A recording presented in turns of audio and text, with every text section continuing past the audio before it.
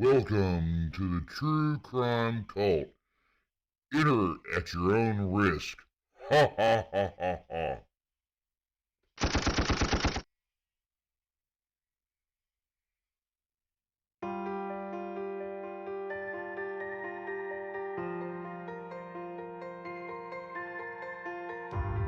Need somewhere I can spend my time. Can I spend my dreams with you? Go away somewhere we can hide. Let us leave since I am chased but not afraid. People misbehave. I'll be waiting for you. I am waiting for you.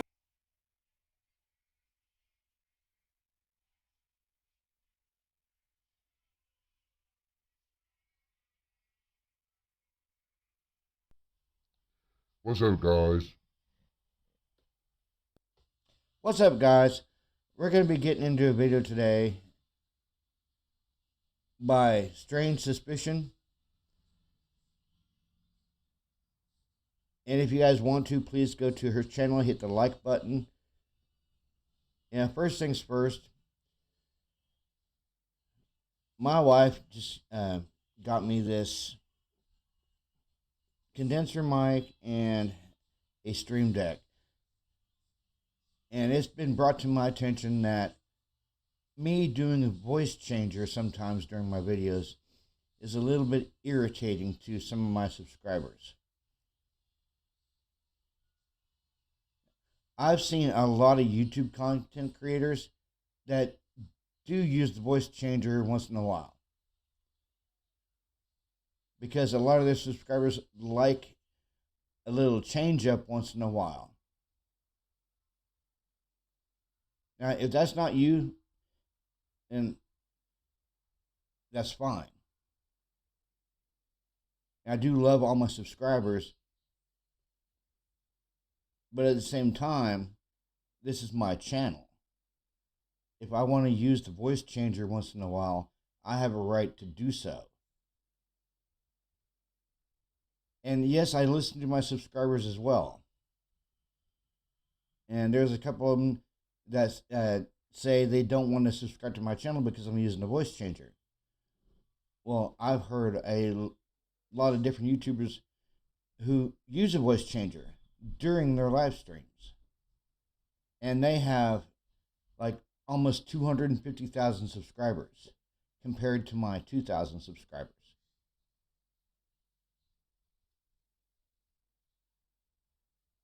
You know, that's all I'm going to say about that for now. You know, I still bring educational and informational stuff in my videos. I'm going to be changing it up once in a while and throwing a little voice changer in there as well. Because yesterday, Strange Suspicion came into my live chat and said, "Holy shit, is that a voice changer?"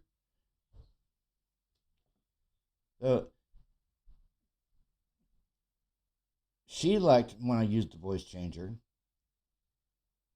I don't know why a couple of my other subscribers didn't like when I used the voice changer, because I'm changing my channel up just a little bit. I'm still going to bring informative content, but at the same time, you know, there's going to be times that, you know, I use the voice changer just for like a half a second or so. Let's get into the video, guys.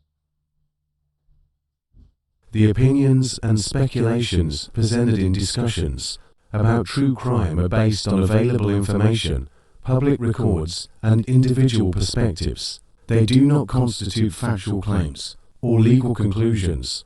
Content provided is for entertainment purposes only.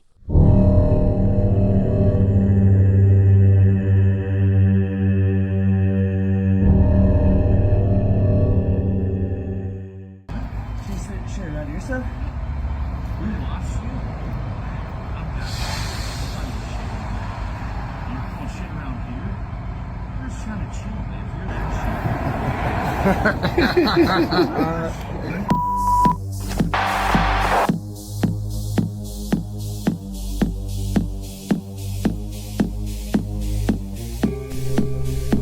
You want answers? I think I'm entitled. You want answers? I want the truth! You can't handle the truth!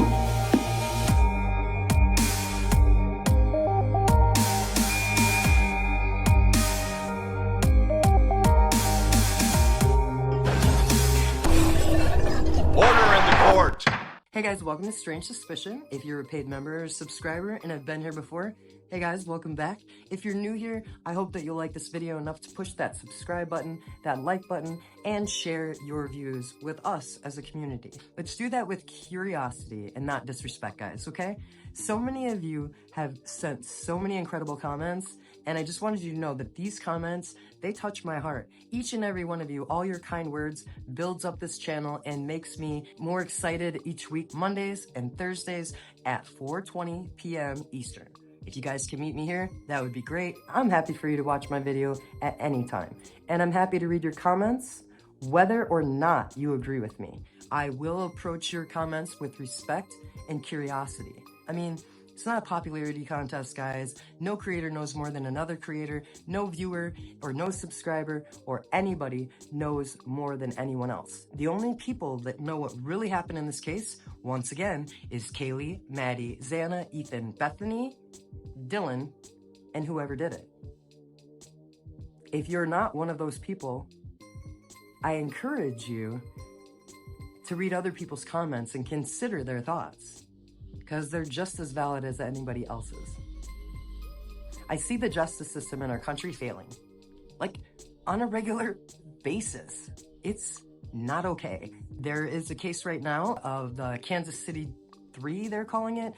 There were 3 deceased Kansas City Chief fans at a friend's house who claims he has no idea what happened. Maybe they're trying to protect like their reputations, lower statistics on drug overdoses, make their cities seem safer than they are, less troubled than they are. I feel like the trouble's the law enforcement, to be honest. I'm scared that police make up whatever they want so they don't lose their jobs, or because they've done something wrong, or because they're just unhinged and they put hands on people too much. Will not be indicted. I hate that. I hate that serve and protect means intimidate and abuse and lie. The truth will set you free. The truth is respectful. The truth is morally right. And little children believe that police officers are people that will protect them. So many kids in this country know that's not true. Kids in school shootings, kids who lost their lives to violence in schools or at home, abuse, neglect, police officers coming time and time again and not reporting things, like domestic violence or violence in a college. They don't want people to think like, we got a high drug addiction problem at the University of Idaho, or I'm Nicole C, and I love Chumba Casino because I won 32,000 sweet.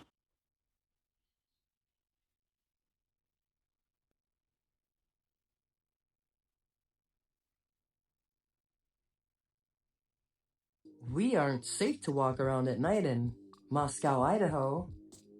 I mean, if you don't believe me, go to their YouTube channel. Looks like a blast. That college looks like a lot of fun, guys. But it's not. It's all image.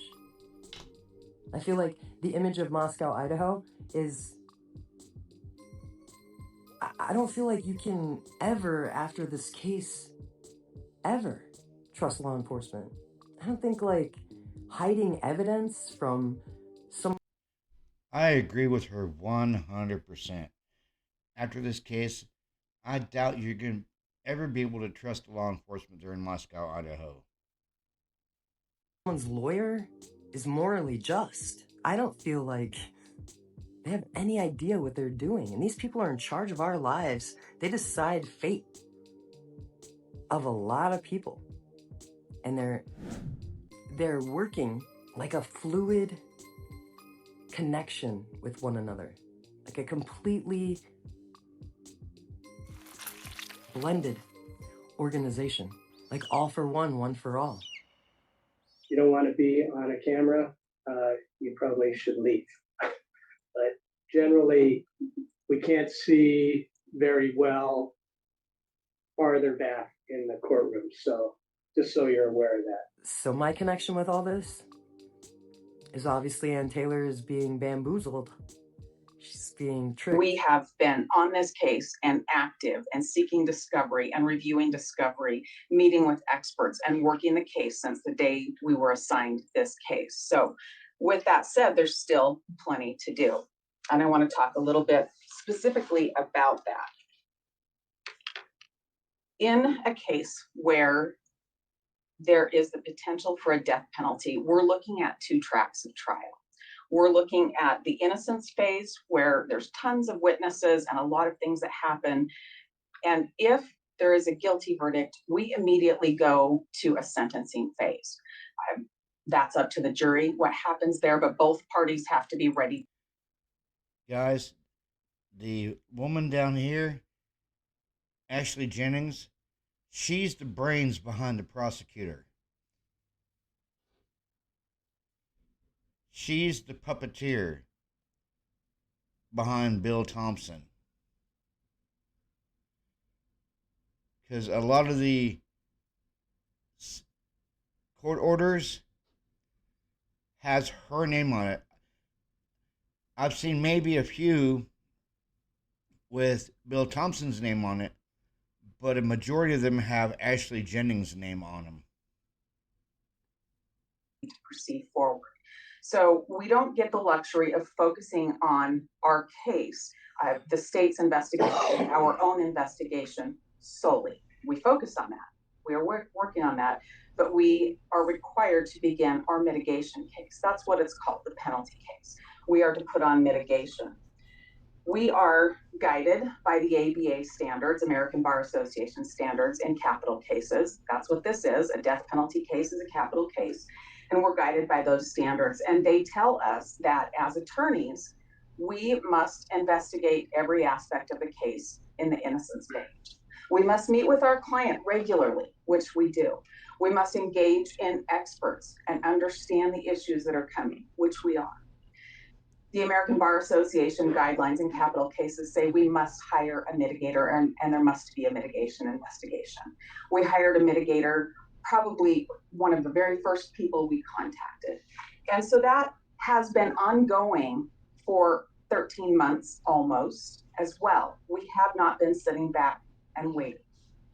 Your Honor, in this case, the complexities are that there are special areas of focus. And when we get to trial, counsel for the state will put on experts to educate the jury on specific areas of focus, as will we. And it takes a while to get all of that done. In addition to that, as the court knows, everything is recorded. There's digital footprints all over the place. And so we have a lot of records that we have to go through. I know that the court has heard about 51 terabytes of information that we've received. And I want to tell you what that means. Miss Massa found a statistic for me, and I want to tell you how much 51 terabytes of data is.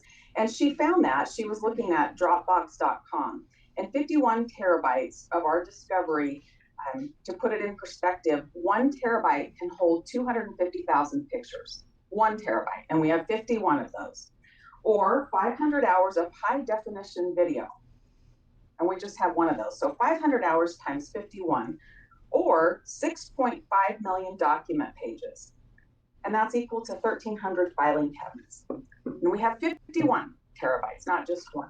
So that's a lot. There's specialized knowledge. She's right about one thing. That is a lot of evidence and information in the 51 terabytes. We also have another player in the case, and that's the presence of the media. This is a case that has drawn a ton of attention from the media, and it continues to do so, and I don't think that's stopping anytime soon. The impact of that is that we have found that when we want to talk to witnesses, sometimes they don't want anything to do with us. Sometimes they're people that have already talked to the media too much, and so we shouldn't talk to them or bring them into the case. So that's just a complication. We're working through it, we're working around it, but that's something that the court has to be aware of. I want to let the court know that there are over 400 potential witnesses in the innocence phase alone. I personally and my team have talked to less than 10%, well, less than 10% of those witnesses.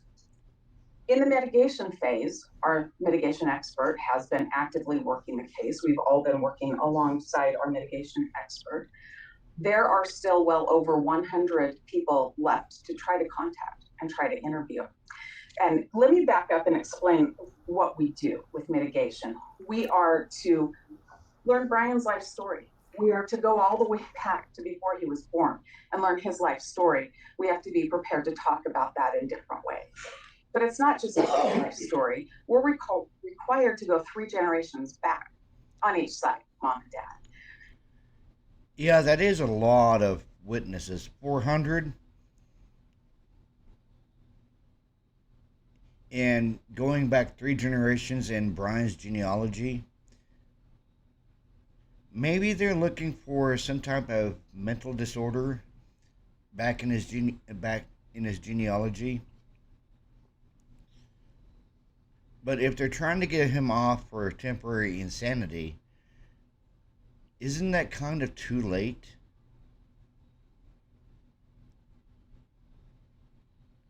Somebody let me know down in the comments, please. And also go like Swamp Rose's channel as well. She's doing an amazing job here on YouTube, and so is Strange Suspicion. Give both of those women a like. The court can imagine that there are a lot of documents that must be collected and examined and reviewed so that we are aware of things that we would need to present to our jury if we ever got to that phase. We have had a lot of trouble collecting documents. Sometimes it takes a court order to get documents. Sometimes documents are missing. Sometimes they're very old and you have to piece things together. We're working through it, but I want the court to know it takes some time for that as well. There are records yet to be obtained that we need in both sides. There are still experts yet to be hired. In cases such as this, with facts like this, a jury is entitled to decide not only guilt, but potential fulfillment. We are simply trying to fulfill our responsibilities under the law. To characterize it as the state is trying to kill someone, is just simply appealing to raw emotion, and it has no place in this court. We would ask that that not be allowed any further. Now, as to the trial, Ms. Nyer already noted that we have a variety of competing interests here. We have certainly the defendant's right to a speedy trial, which he has waived. As I indicated to the court, if we cannot have a trial this summer, then I would say the earliest would be the summer of next year. I'm going to contemplate a little bit. It's not like I have to set this within 2 or 3 months, apparently. And I want to do the right thing. So, does that conclude what we need to talk about today, Mr. Thompson? I believe so, Judge. Okay. Ms. Taylor? Yes, sir. Okay, well, thank you all. We are adjourned. I feel like the judge saying he's going to take 2 or 3 months to figure out a trial date is just him stalling to lay it on her real quick with a very, very short notice. She said none of this stuff makes sense, guys. She said the more evidence she's encountered and able to see, the less connection Brian Koberger has to do with any of this. Any of it. Rick and Morty, we're back, baby!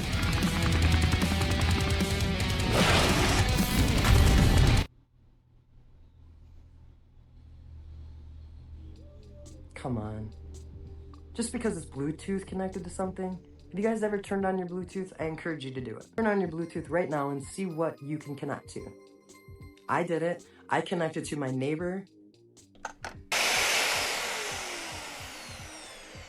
I've connected all kinds of things to my Bluetooth. Is it so impossible that Brian had any friends in the apartment building? I don't know. Do you? I would say the chances of him knowing somebody in the town he's driving around is pretty big. And it doesn't have to be stalking women. Like, it could be harmless.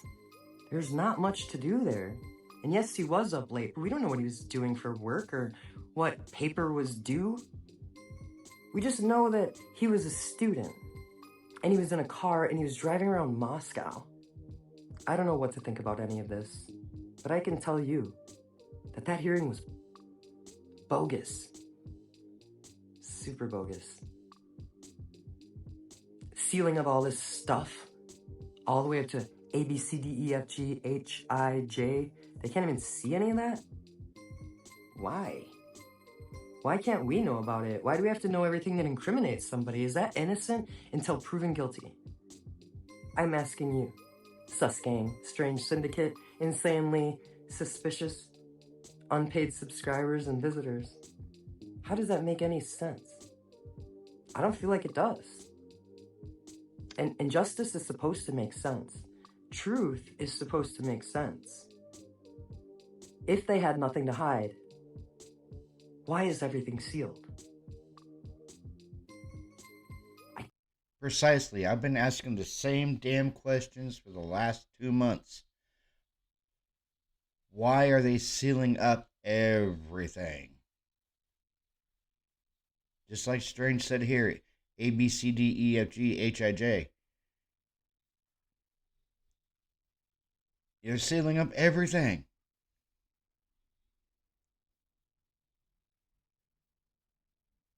I just found a new document on the Idaho court website. I may go live with it tomorrow or the next day.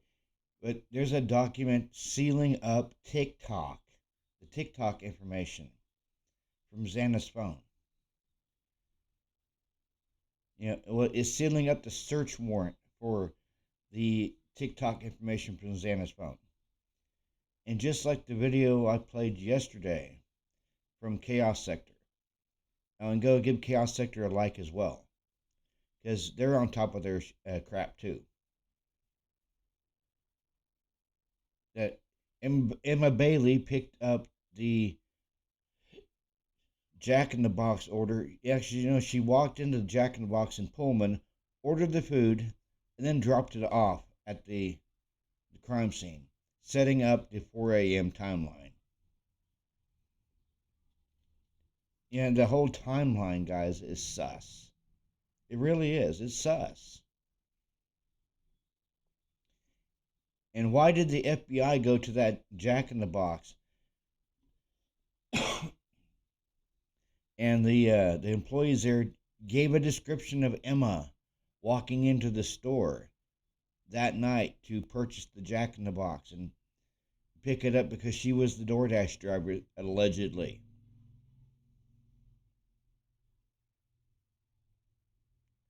And then there was 2 Hyundai Elantras out that night. And one of the Hyundai Elantras was driving around in Pullman at the same time that EB was in Jack in the Crack getting the food. Was it trying to set up Koberger, whoever was driving that car? I can't imagine being in there that long, knowing that there's exculpatory evidence and you could just be let go. Sitting still, being patient, listening to all these accusations time after time after time, but standing silent because you know the truth is going to set you free. The truth does often set people free. But instead, we're like making him out to be Ted Bundy or Jeffrey Dahmer or whoever. BTK. That's not right. How does it have anything to do with Ted Bundy, guys? Tell me. Ted Bundy is a convicted serial killer. Brian Koberger is innocent until proven guilty. The only way you could say something like that is out of disrespect and misinformation. Again, you're entitled to your own opinion on this channel at all times without any disrespect. So if you have anything that you would like to add to anything I've said, please understand that this is speculation, an assumption, and theory. I am well educated. You can see that in my channel description. I don't need to say that all the time. Hopefully it shows. But there's certain things in this case that need to be brought to light for anyone to have a fair shot in court. Even for the state of Idaho. Transparency is the most important part of justice. Transparency, truth. They make you put your hand on a Bible and say, I swear to tell the truth, the whole truth, and nothing but the truth. So help me. People promise to tell the truth, and that's how justice is served, by finding the truth. You can't find the truth if it's being hidden. Brian Kohler can't be set free until that evidence is shown. There's a lot of body language going on in the courtroom where people are saying Brian is making certain faces when certain victims' names are coming up. I mean, like, look in the mirror once. Honestly, do it. Look in the mirror and pretend someone just said you killed 4 people. What kind of expression would you have? I would feel numb at this point. I can't imagine being in jail for over a year. Not even allowed to defend yourself. And standing silent because you're like, wow, let this blow up in their face. Because I believe it will blow up in their face. I believe that all of these mistakes are going to come to light. I believe it'll blow up in their face too. And when it does, I'm going to be laughing my butt off at this whole freaking circus going on in Moscow, Idaho. No matter what, whether Brian is convicted for these crimes or not, all these inconsistencies, all these things that are overlooked, there's a full trash can in the backyard and a full trash can in Kaylee's room. It did not appear to have been gone through. Police saying they had gathered more than 100 pieces of physical evidence from the scene, along with some 4,000 photos and 3D scans of the residence. Still, frustration mounting for the family over what they consider a lack of communication and a rush to tear down the home on King Road. Christy describes for the first time how Kaylee was found. It's my understanding Kaylee was kind of sitting up. Yes. And had fought. Yeah. And the way that room's put together, if you come through that door, you can't get out of that room. Completely, totally trapped. Yeah. You're in a bed. Tiny room. The bed was the entire room. You could barely open up the door without swiping the foot of the bed. And it was wall. You know, the headboard was up against the wall. The side where Kaylee was on was up against the wall. And if you can imagine Kaylee in an upright sort of position, up in the corner, slumped. I mean, she was trapped. Let me show you how to quickly improve your images using Photoshop on the web. Here's a shot I took a few years back in... And somehow... Did Christy just say she was shot or shocked?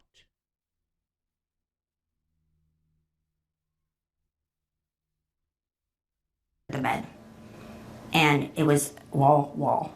You know, the headboard was up against the wall. The side where Kaylee was on was up against the wall. And if you can imagine Kaylee in an upright sort of position, up in the corner, slumped. I mean, she was trapped. And somehow they found trace DNA on a knife sheath. But they're not looking anywhere else. All this mixed information from Steve and his family and law enforcement and the coroner and Moscow Police Department, Idaho State Police, FBI, all this misinformation we're getting is probably because they're protecting the information that needs to be kept secret, unmanipulated. You can't believe that somebody who's not being transparent could ever be giving anyone a fair shot. You can't hide fact and then put someone away or put them on a firing squad. That's brutality. I can't even imagine being a part of something like that or witnessing something like that. That is so traumatic, so Neanderthal, so outdated. But for some reason, they really want him to go down hard. I don't see the motivation here, but I know there is one. Otherwise, nothing would be hidden. They'd be like, this guy's definitely guilty. He's our only suspect. See? But they're not letting us see anything. They're just letting us come up with all our interesting and very entertaining, sometimes, theories. All these tips that they got erased. And then more tips came into the tip line. But they haven't even reviewed these tips. But somehow they all lead to Brian Koberger. It's ludicrous. I don't know how it's going to happen, guys, but I really do think that these mistakes are going to be revealed. At the end of this investigation, possibly they'll be investigated. Who thought it was a good idea to get rid of a house where a murder weapon could have been stashed? Good I saw all point. kinds of, like, when they demolished the house, we also had that little cubbyhole thing there. I don't know if that was for plumbing or if that was a crawl space for some reason for, I don't know, HVAC or whatever. But there were plenty of, like, closets. Did they go through all the closets? Did they go what did they go through is what I want to know. And I'm guessing that's also a question that Ann Taylor has, because how did you clear certain people and how did you clear certain areas without even checking them? To the point where there's like a squeezy applesauce in the garbage. Fresh applesauce remnants in Kaylee's garbage can. But Kaylee moved out, I thought, so I'm not sure who would have even been in there. Like, did she just slip in there and get some applesauce quick and throw it away?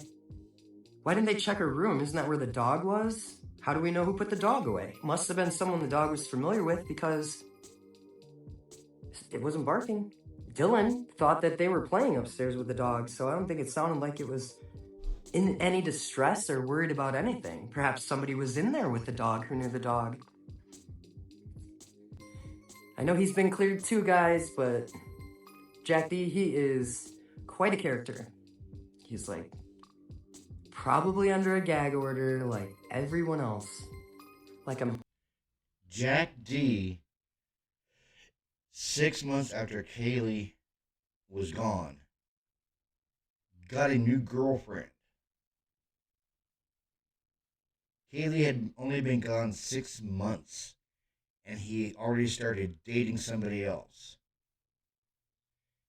He never called Kaylee's parents to let them know what happened to her. Oh, but he called to get Murphy. That's all he was concerned about, was the dog. Wasn't concerned about Kaylee. He was concerned about the dog that they were sharing.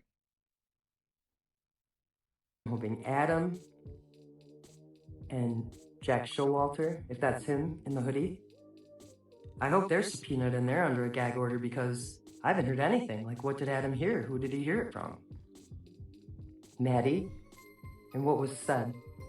Because whatever was said identifies people who would have a motive to kill her, and then kill whoever else was in the house, so there were no witnesses.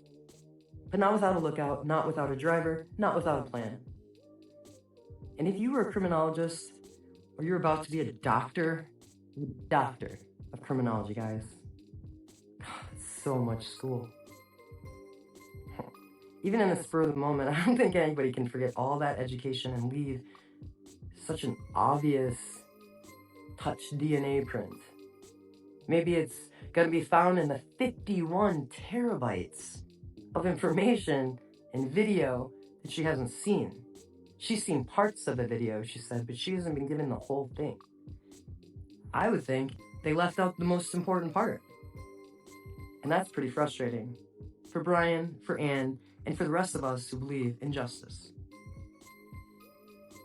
I hope you guys enjoyed this video today, and I hope that you will return, subscribe, like, and comment.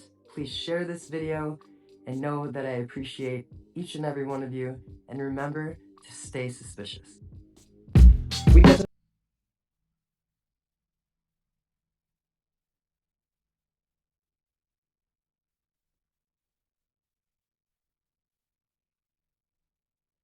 Yeah, we need to stay suspicious in this Moscow, Idaho case. We really, really do.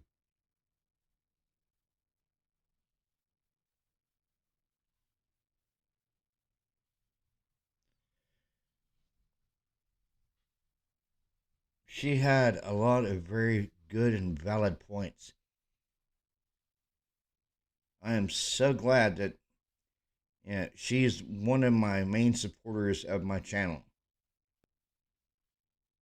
Yeah, as well as Tommy Butt from Once Upon a Crime.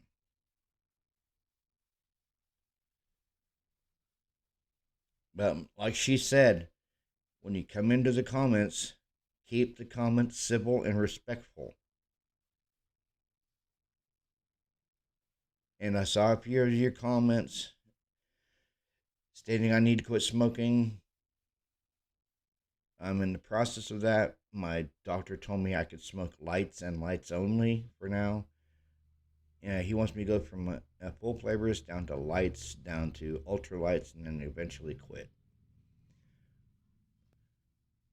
But like I said before, this is my channel, and if I want to use a voice changer once in a while, not all the time, but once in a while, it's my call to do so. And yes, I do respect my subscribers. I do listen to my subscribers,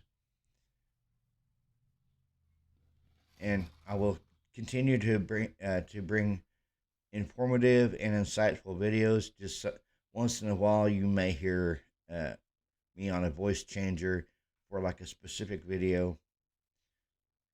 I got a comment yesterday asking me if I could do a chaos sector video using doing a voiceover using one of the voice changes.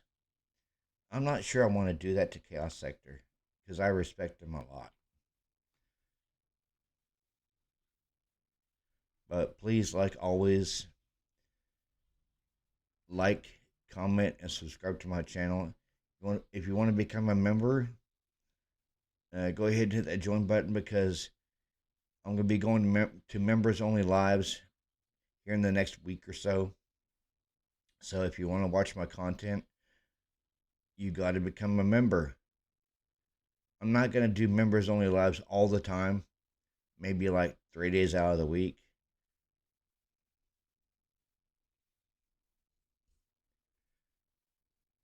But yeah.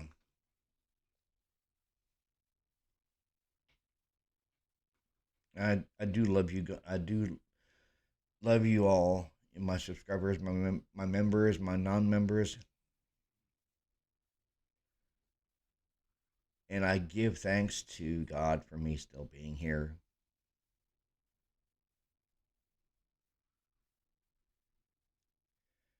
But all right, I'm gonna get off here, guys, and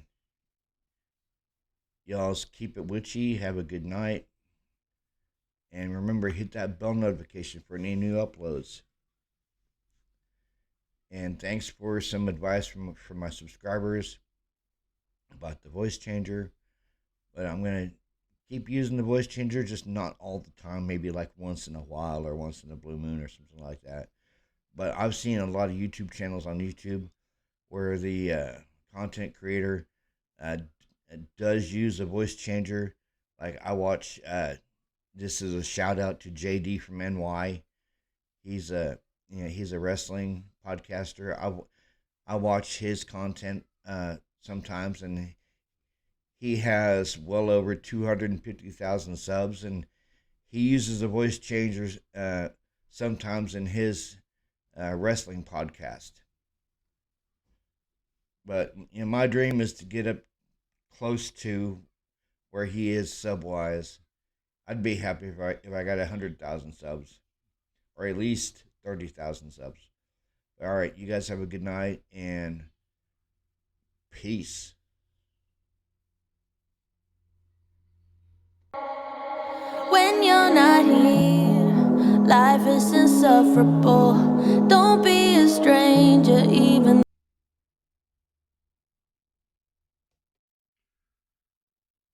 Thank you for tuning in to the True Crime Cult.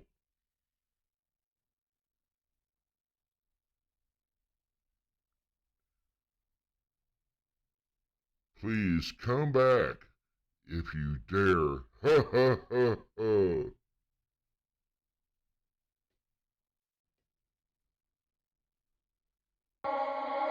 When you're not here, life is insufferable.